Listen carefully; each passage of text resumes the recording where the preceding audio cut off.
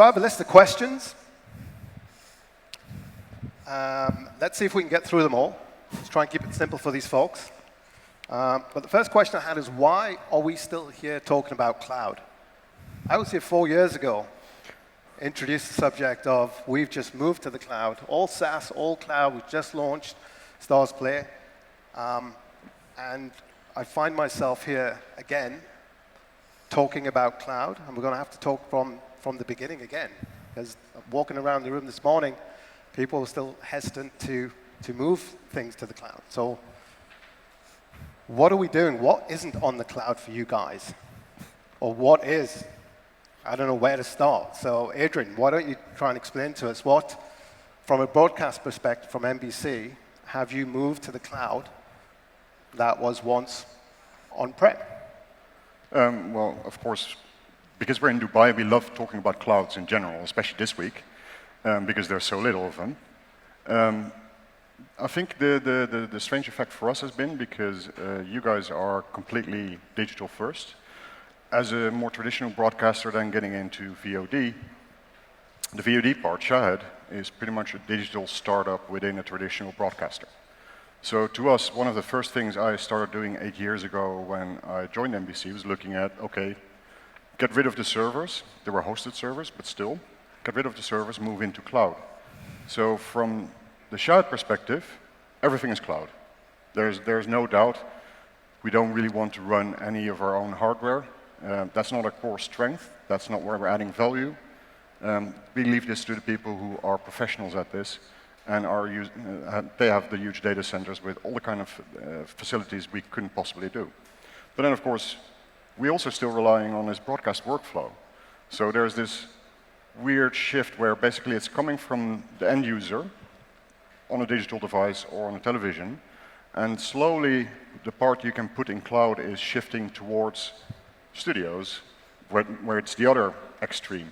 And everything in between, you slowly start evaluating, okay, which parts are ready to start moving in there. So we very quickly reached a point where, okay, the entire digital infrastructure is on cloud. But then oddly, even for Shahid, we're running some hardware encoders, sitting in a data center here in the NBC building. So we want to get rid of those as well. And what is that specifically? Can you give us an example of what that is? That's sitting on-prem that you want to move into the cloud? I think the thing I would love for broadcast tech to start moving into cloud is the archives. So we can actually run analytics on it. We can use AI and ML to actually extract metadata from it, enrich it, make it easier for us to reuse and find back, but also then start reusing it within the broadcast workflows. But how often do you go into those archives to pull things out? Well, if you're looking at a room full of tapes, not a lot. So yeah. That's exactly the point. So more and more of these things need to become much more flexible and accessible, and it also needs to be affordable to do so. So slowly those things are starting to move there, but the big problem remains latency and bandwidth cost in this region. We're going to come to that. Faraz, you want to give us some examples of what has gone into the cloud? Absolutely. So for us, it's a bit different. We started out of cloud, and because we just started off like 5 years back, and that time cloud was started to get mature. So one of the things that we initially had was started off with the workflow, the content processing.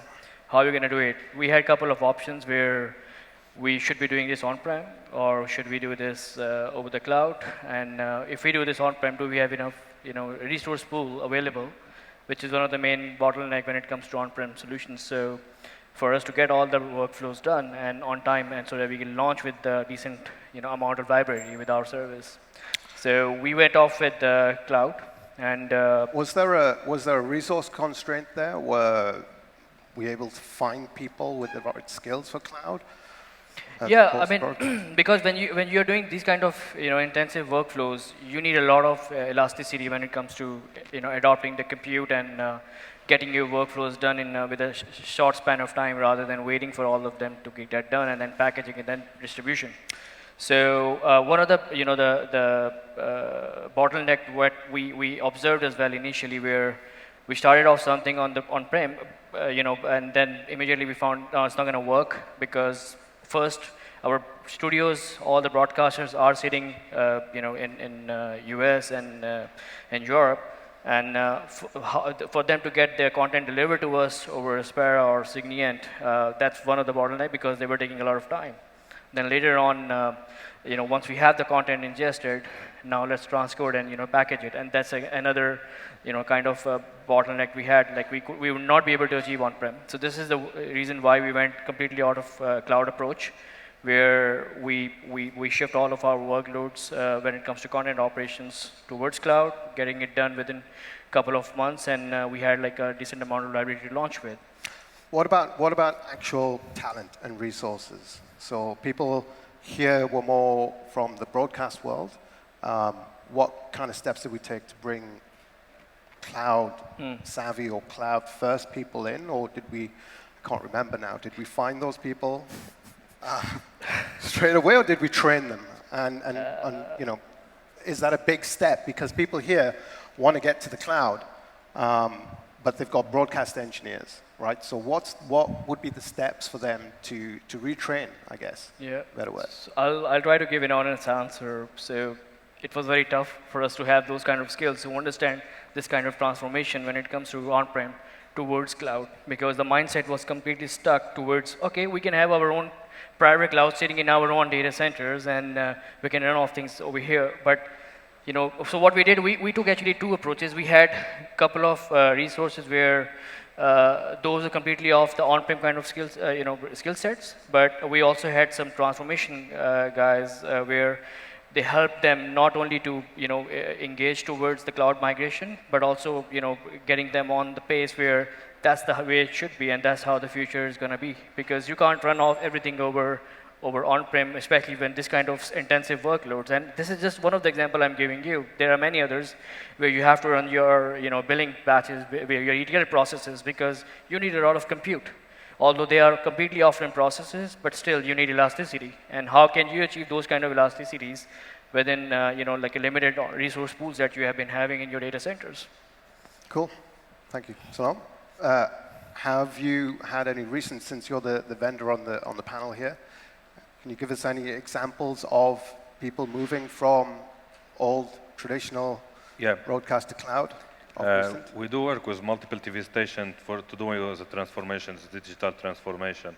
We have, for instance, LBCI TV, whereby we have done a major transformation, and they have moved to the SVOD model for their business, and they are uploading all their content back to the cloud and doing the full platform.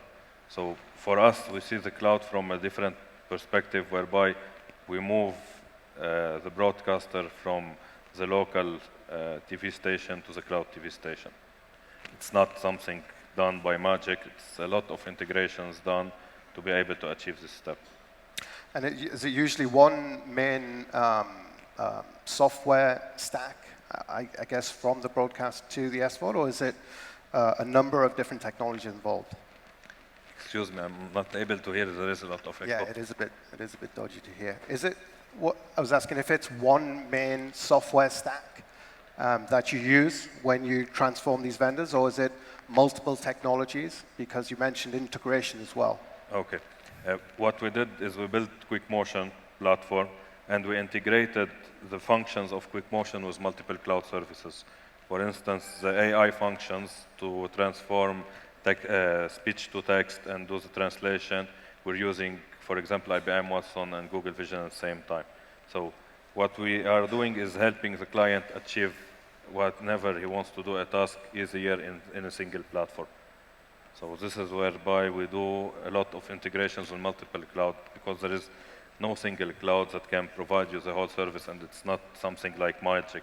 You just sign up and it's done. It's not that easy. And why? So you mentioned multiple clouds and I assume hybrid cloud then. So you've got customers on different clouds. So it's AWS, there's Google, there's IBM. Who's the other one? Microsoft, Azure. Sorry, Microsoft. Yep. Are you saying that within the same transformation, in the same vendor, they are already on a hybrid cloud strategy.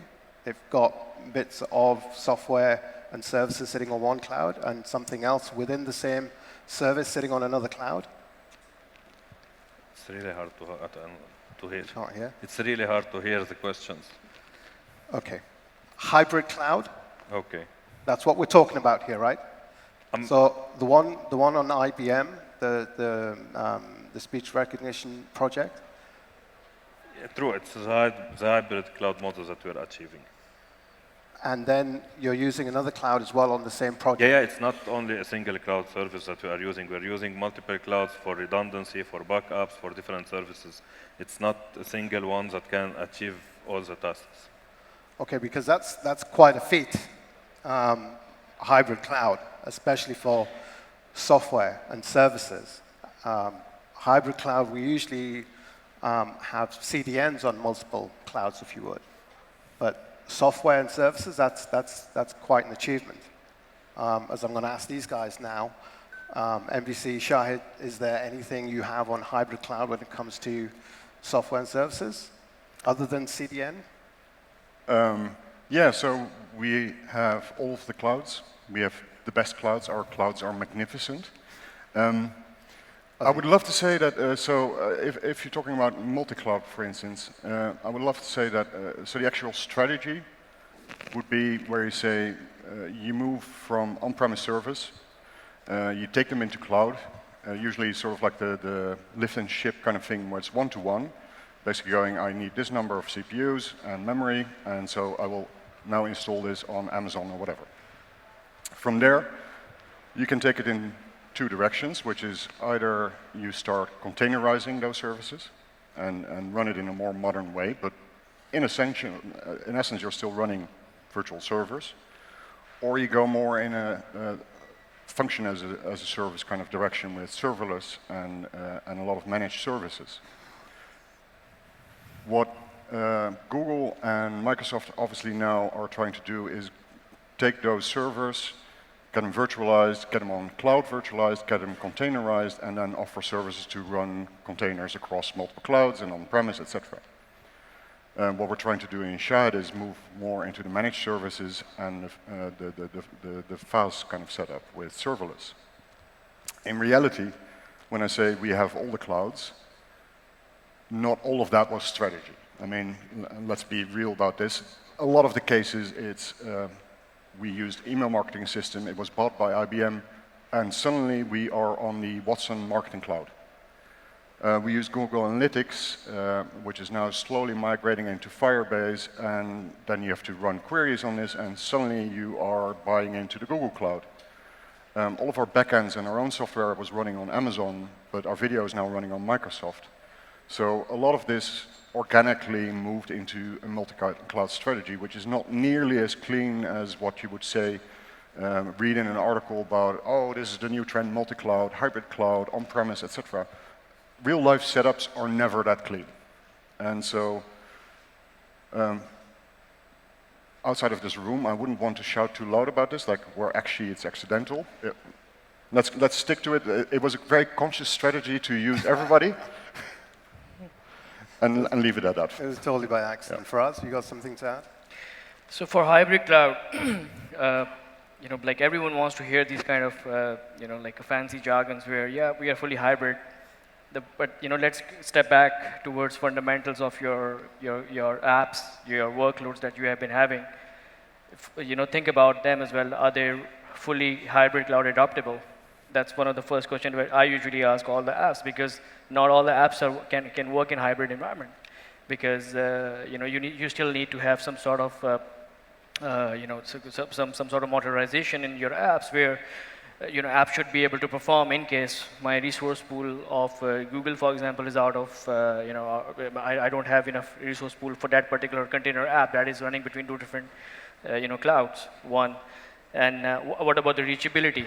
For example, in UAE, at this particular time, all of my traffic going towards AWS because availability and reachability is perfect. Latency is optimized. Do they have enough resource pools available to adopt this kind of scale that that's being pushed toward that cloud? So to me, one of the important things that when we talk about hybrid cloud, you have to factor all those components in, all the bottlenecks in, where resource pooling, your key metrics when you're shifting the traffic towards those clouds, whether it's scalability or availability or throughput availability. And based on those factors, then you have to have some sort of a management layer as well, where you can easily manage and the Dockerization or orchestration of those Dockers between different clouds, because that's another challenge after that for a DevOps. Oh, my this cloud is working perfectly fine without having any issues, but the other one is still struggling to get the resource pool available. And then, so once we have that, and then you're going to come towards the stage where I can see, okay, what's the percentage of traffic being served very well with the right KPIs for this particular cloud, but not from this particular cloud. So that's one approach, dynamic approach while adopting a hybrid cloud. The other approach is to have some standalone workloads running out of different clouds. Maybe some offline cloud workloads can be run out of, for example, Oracle or Google, because we can afford to have those kind of latency metrics for that particular region or for that particular request. But for the 100% interactivity, you might need to have only AWS.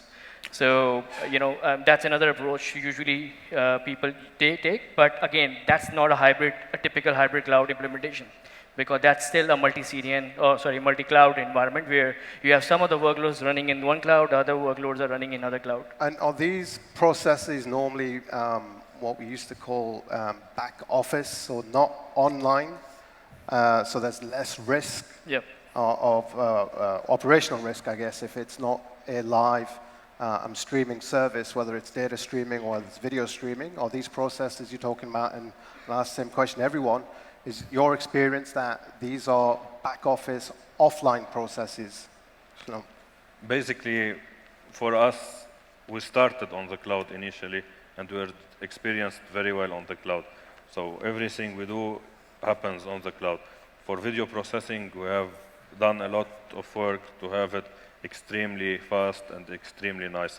And I believe we have an advantage on the cloud whereby we can do parallel processing, which is something that you have a limit to do when you are on premises. But for video processing, are you doing the processing over multiple clouds at the same time for the same video file, or is it per video file? Some video files are going towards this cloud, and the other ones are going to the other one. We're doing the processing on a local server, then we're pushing the content on different cloud systems. That's fine. Well, so that means the processing is still on a standalone, because logically you can't have two different containers sitting and doing the same video file assets processing between different clouds, because that's something is going to give you wrong fragmentation, wrong syncing while packaging the files. No, I mean we are able to process, for example, 100 videos at a time. Got it. And later on, when we're done, we can push them, since we are able to launch multiple instances at the same time. That's exactly what I was trying to explain as well. Like, yeah, again, hybrid, it's very easy to say. But the real hybrid is something which is not easy to achieve as well, because, yeah, you might have your standalone process running in different clouds, but that's not a real hybrid. Hybrid means that my one process of the same app is running on this cloud, the other one is on the other cloud. Yeah. If I can add something, Yep. Allow me, for example, to give you during the months of Ramadan. Yeah. During the months of Ramadan, everybody ingests at the same time their episodes. We have something like 90 broadcasters, so if we have 90 episodes ingested at the same time. If we were not on the cloud, we couldn't process Absolutely. all those data. Yep, that's scalability. Okay, so I guess there's some cost implications here, or positives, I should say. So if we're moving our infrastructure off of on-prem, that's hardware that we've owned, and into the cloud and multiple clouds, then what are the immediate benefits that we get from that? Cost-wise, I can hear it already, but are there other things that you see, other workflow efficiencies, any process efficiencies, time-wise? Does that all come down by multiples? I think in some cases, if people actually run the math on a business case, and you're literally looking at, I've got these servers, I now want the same instances on cloud, sometimes it's not actually that much of a gain. And if you're looking at, oh, we can save 10%, but it's going to cost us a multiple of that, then why bother? But where we're really starting to see the benefits is if you're doing massive processing. So the kind of stuff that we're now doing for recommendations, where we're very happy to be able to be paying by the second, which I think is one of those optimizations which is the hardest to achieve, and then using the cheaper periods of times as well. Because at a certain stage, and same as with video processing, etc., if you have more or less unlimited hardware you can use, and you can do the math, like, okay, we can use one server and do this in 100 hours, or we can use 10 servers and do it in 10 hours, and it's going to cost the same, it's just going to be 10 times as fast. Those are the real benefits, more than just a simple cost equation. Because if you go for very cheap hardware that you just consider to be disposable and you just keep a lot of spares, you could probably do it a lot cheaper than even the large cloud providers, even with all of the discounts. That isn't really the reason. The real reason is that it gives you that kind of peak scalability that you wouldn't get on-premise, because nobody would be installing that much compute power for only once a day. Yeah.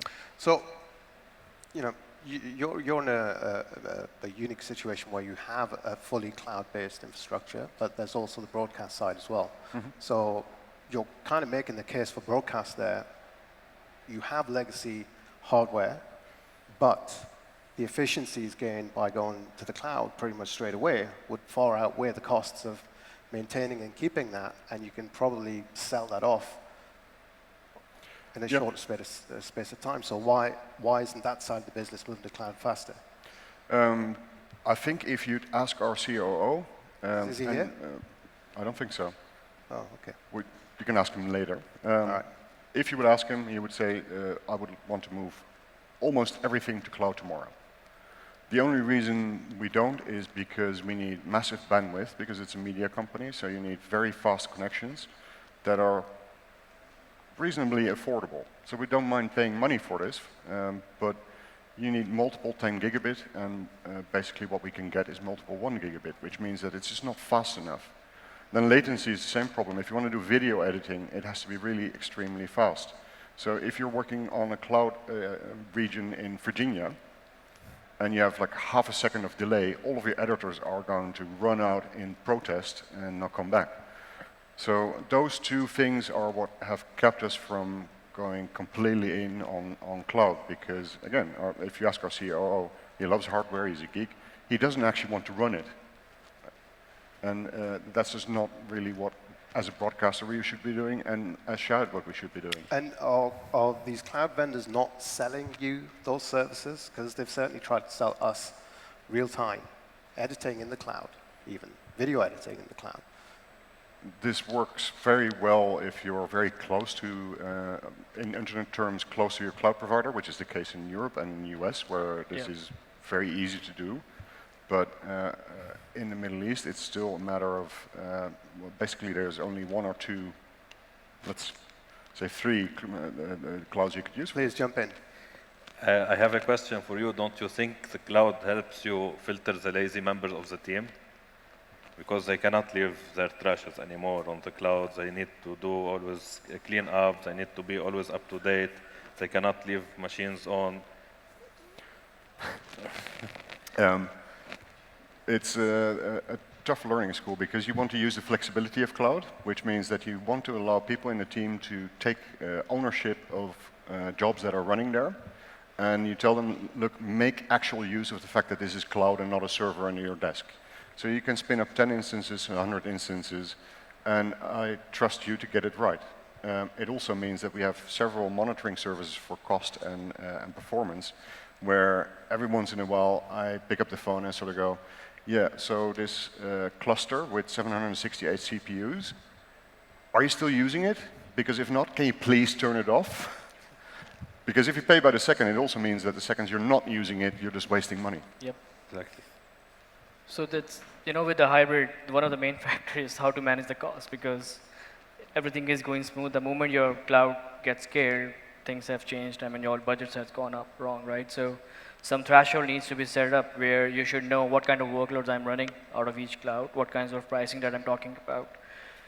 it's still a challenge to me, and I believe it's the same with every factor where your cost cannot be controlled, especially when it comes to the real audience hitting your services that you're offering and the kind of scalability that we're having towards different clouds. So the cost management is really, really important, and that should be, I think, tackled within seconds. That you're going to say, like, I mean, you can't just wait for about 5 minutes and let's see, it will come down again, because the pooling gets shifted very fast, but the moment it's going to drain back, it's going to take a while. It's not immediate, because you also have to maintain the experience that you're having in the services. But yeah, I think the main thing to keep in mind, though, is that initially you can do these optimizations, you can make advantage of being able to scale very quickly. So there is some cost savings, there is the speed benefits, etc. But eventually, it's not really going to decrease the amount of money you spend on these technologies. It just means that you find new ways to actually optimize your business and do stuff that 10 years ago we couldn't even be thinking about. That were just not an option, too expensive, too difficult to achieve.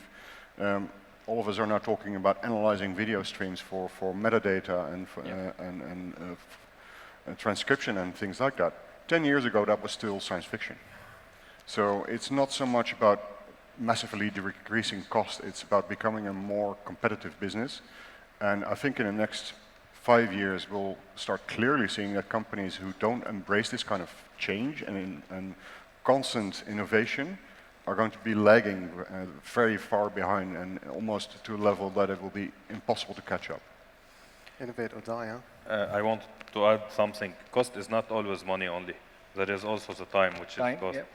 Cost is not only by paying money, there is also being the first to publish, being the first to have access for the audience to watch you. So I don't know if you agree somehow, especially from a broadcasting background, that sometimes you need to be faster than the other to publish to keep the pace. So this is very important, and you need the cloud to achieve that. Yeah, I believe that's exactly what the definition of cost, which we are following as well. It's just not the money; it's time, resource, efforts that you're putting in to get it up.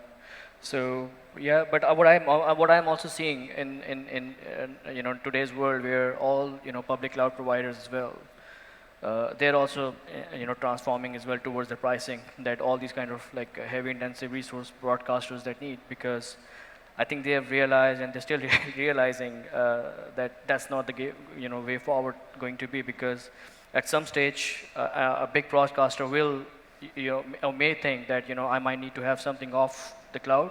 Maybe I might have another my own private cloud where I can control the cost, because it needs to transform not only from the operations wise, but also from the vendor wise, from the vendors as well, where they should realize, okay, what kind of packages that we have been pushing towards these broadcasters for this kind of heavy resource. Yeah. What about, so are you using your cloud instances as they've been sold to you, as prescribed, or have you had to put in workarounds in order to get your workflows, your processes working, in order to justify using the cloud, if you would? Is there anything you're doing different outside, thinking even further outside the box than just being on the cloud to get it to work for you? Anything that you've had to augment? I think that definitely on the Shahid side of things. So if 7, 8 years ago, we were using this fairly old school web content management system and built a lot of stuff around this. Which is just a Java system with a database behind it to store all of the content. And I see the same thing currently on the broadcast tech side. So you have these systems that were never built to run on thousands of instances that elastically scale as the loads increase. And basically, all of the ways you try to then make it scale and adapt this to cloud environments are sort of hacks. And this is why people are still joking about things like, oh, there is no cloud, it's just somebody else's computer. And this is where I sort of go, well, then you fundamentally don't get what this should be doing for you. And that's the difficulty in taking existing systems and migrating them to cloud. In some cases, though, I'm perfectly happy with this because I've had a couple of licenses that were based on a per server instance, and they had never thought through that one server could have 96 cores. And so sometimes it works in your advantage. Mostly it's just very visible that the software companies, the tools we work with, still have to make that transition themselves. Yeah. So one of the use cases that I had back in 3-4 years, where I offloaded a lot of traffic out of my public cloud origin because of many factors. One, obviously the cost. Second, the performance, which was the main point for any startup service provider, where all experience is all about everyone is talking about. So because at that particular time, the nearest POPs weren't available in this region. We were fetching streams somewhere out of Europe or maybe Asia. So the performance, even for the CDNs, they're literally here. They were having issues while pulling the feeds because my packaging was on a next level where we were not doing like a typical standard kind of packaging where we have packages for each and every stream type and pushing towards cloud. We were literally doing just-in-time packaging, and those kind of issues, those kind of scenarios, triggered us to have our own origin sitting somewhere in this region, and then start complementing these public CDN as well. So that's how one of the use cases that I did as well, and it went very well, which eventually turned on to our own private CDN. Very good. Skip. Sorry? Next. Sorry, what? I was actually just thinking back to your original point. It's like, why are we still here talking about cloud? And realized that I think last year or the year before, a lot of the panels here and everywhere else were about blockchain. I checked the program today. I didn't actually see blockchain, and most of the programs of conferences don't really have it anymore, which made me think back to past buzzwords. And I remember years ago when everything had to be XML and so on. And probably one of the reasons that we're still talking about cloud is because it's here to stay. It's not a fad, it's not a hype that we read about for a couple of years, talk about extensively, don't really understand what it is, and then we move on to the next thing. We may come up with new names for it. We may start being a bit more specific about what kind of cloud we're actually talking about, because cloud as a whole is just such a broad thing. But we'll be talking about this the next 10 years. It's not a fad, and that's why we're still here. I guess it's even less. There are TV stations in Spain that have totally moved to the cloud, including the broadcast, everything. They don't have anything anymore on premises. Yeah.